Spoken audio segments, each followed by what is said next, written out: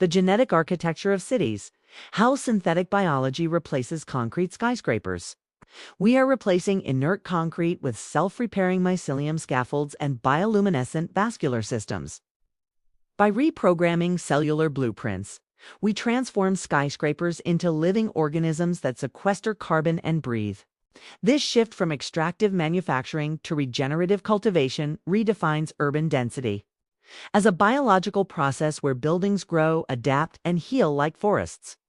Join us as we explore this revolutionary vision for the cities of tomorrow. The mind-blowing contrast style, the era of cold, dead concrete, is officially over.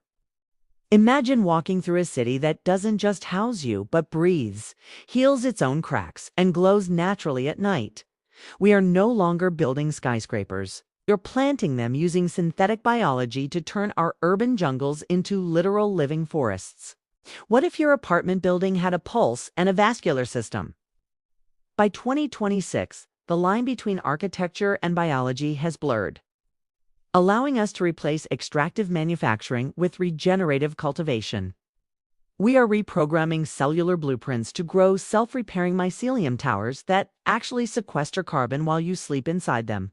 Our cities are choking the planet, but the solution isn't better machinery, it's genetic engineering. We've unlocked the genetic architecture of cities, replacing inert materials with living organisms that adapt to their environment.